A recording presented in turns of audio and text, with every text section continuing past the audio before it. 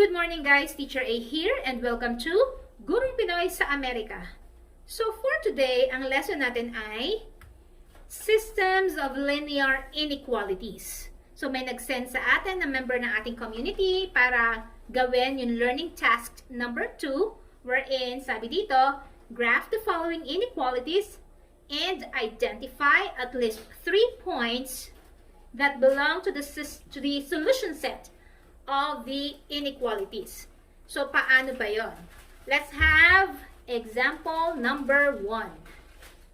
So, first na given natin ay x is greater than negative 2 and then y is less than negative 1. So, kung mapapansin nyo, kada isang inequality, tig-isang variable lang siya. So, in this case, actually, mas madali siyang i-graph kasi puro straight lines lang siya. Either horizontal or vertical. So, simulan na natin sa number 1. X is greater than negative 2. So, nasaan bang negative 2 sa x? So, eto siya. So, therefore, eto ang point natin. Ang line natin ay vertical line passing through negative 2. So, padiretso lang siya, patayo. Dadaan siya sa negative 2. And since ang ating symbol ay greater than, walang equal sign, so therefore, ang gagamitin natin ay broken line. So from here, broken line lang. There. So, nasaan ba ngayon yung solution nito? Nasa left side ba ng broken line or nasa right side? So, sabi, mas malaki daw si x sa negative 2. So, nasaan ba yung numbers na mas malaki sa negative 2? Sa left or sa right? Siyempre, yung nasa right. So, therefore, ito ang solution ng number 1. Ng first inequality. Yan. Yung may shade. Okay? Next. Paano naman yung solution ng second inequality? Nakalagay dito, y is less than negative 1. So, gagamit ako ng blue marker. Nasaan ba ang negative 1 sa y? So, eto ang y, patayo. Negative 1 is here. Eto, itong point na to. Next, less than siya. Walang equal sign. So, that means broken line din ang gagamitin natin. Horizontal line passing through negative 1. So, gawa tayo na broken line. Oh my golly. There.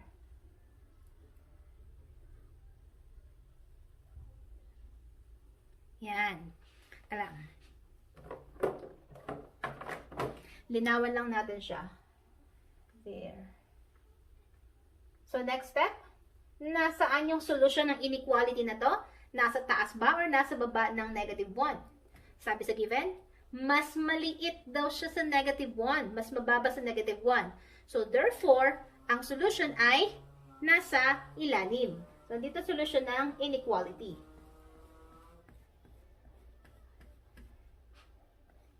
So, this time, ang tanong, nasaan yung solution ng system? So, eto yon yung part na to. Ayan. Itong part na to. Diyan kasi nagtagpo yung dalawang shaded region. There. So, any point na nasa side na to, iyon yung solution ng ating system. So, example number 1, pwede nating solution, let's say ay, this is 4, and then this is, so 4, negative 2. Yan, pwede yan. Or, mismong nasa y-axis, pwedeng 0, let's say, negative 3. Or, pwede tayong, let's say, 2, negative 8. So, these are just examples. So, sa inyo, kahit na anong nandito sa side na to, yun yung mga solutions ng ating inequality. Okay? Next, example number 2. So, example number 2, ang given natin ay y is greater than negative 2x plus 1. And then yung second inequality, y is less than negative x plus 1.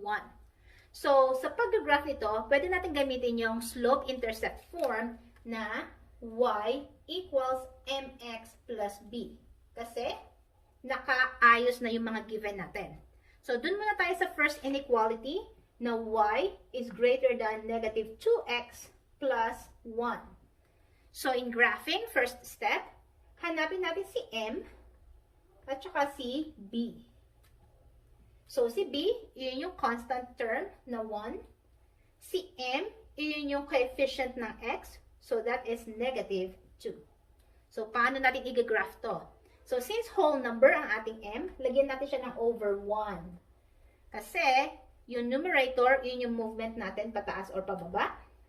Yung denominator, either to the right or to the left. So, paano natin i-graph to? Let's start with B, positive 1, y-intercept. Ibig sabihin, nasa y, si 1 positive, so eto siya. Now, paano natin kukunin yung second, yung third, or your fourth point natin? Using our M, negative 2 over 1, negative siya, that means ang trend ng graph natin decreasing, pababa. From left to right, pababa. So, negative 2, or 2, akyat tayo, 2 units, 1, 2. And then, 1 unit sideways. So, from here, kailangan pababa siya. So, pupunta tayo sa left. 1. There. So, ulit natin. 1, 2, 1. Naman sa kabila. 1, 2, 1, 1, 2, 1. Yan. So, actually, kahit na ilang points pwede. Okay? Pero, remember, 2 points can form a line. So, connect na natin yung points natin. Anong klaseng line ang gagamitin natin? Solid line ba or broken line? Based from the given, greater than lang siya. Therefore, broken line lang ang ating line. So, arrow. Ay, paling. Give me a sec. Ayan. Broken line. There.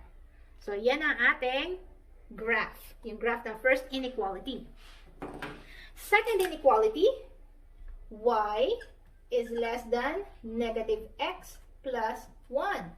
So, same thing. Identify natin si M at saka si B. So, based from the given, ang B natin ay positive 1, yung constant term. Ang M natin, wala tayong nakikita. So, that means meron siyang negative 1 doon. So, whole number, understood na over 1. Negative siya. So, ang trend ng graph natin ay pababa din. Okay? So, positive 1 ang ating B. Nasaan si positive 1? Ito din siya. And then, ang counting natin, 1 pataas, 1 pagilid. Or 1 pababa, and then 1 sa side ulit. So, from here, 1, 1, 1, 1, 1, 1, 1, 1. Or from here, 1, 1, 1, 1, 1, 1, 1, 1, 1. There. So, walang equal sign. Therefore, broken line din siya. Yan. Broken line.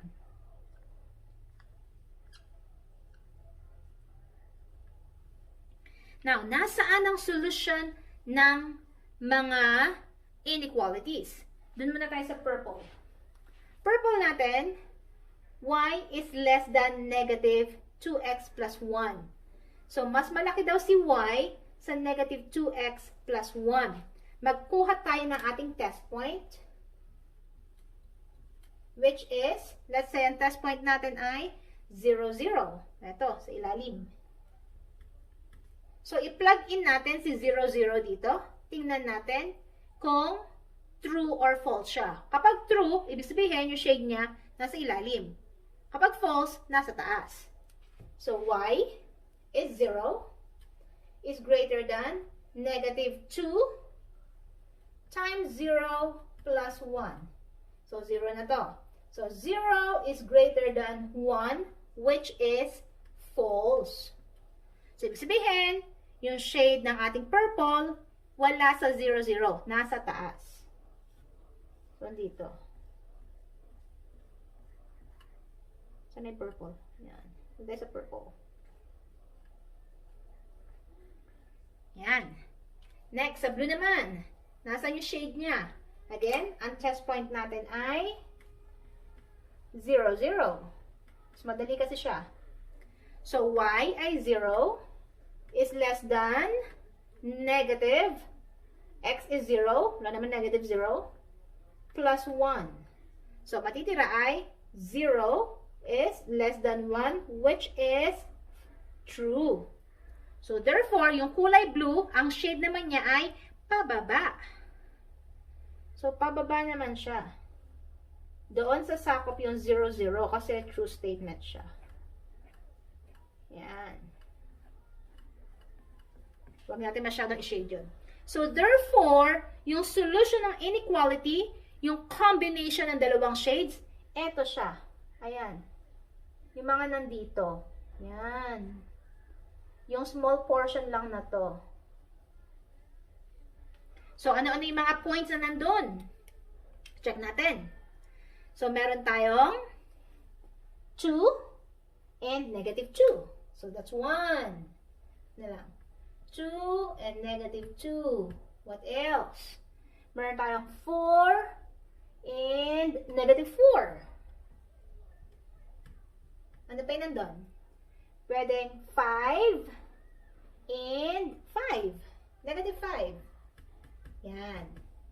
So, these are just examples ng mga solutions ng ating system. So, marami pang nandito sa loob. Pwede nyo i-extend yung line para makita nyo pa yung mas maraming points. Okay? Okay, number 3 example. 2x plus y is less than 5 and 3x minus y is greater than 8. So, dun muna tayo sa una. Sa 2x plus y is less than 5. So, dito, pwede natin gamitin yung graphing by using the x and y intercept. Ibig sabihin, kapag x ay 0, ano si y? So, kung x ay 0, so that is 2 times 0 plus y is less than 5. Maka-cancel out na to. So, y is less than 5.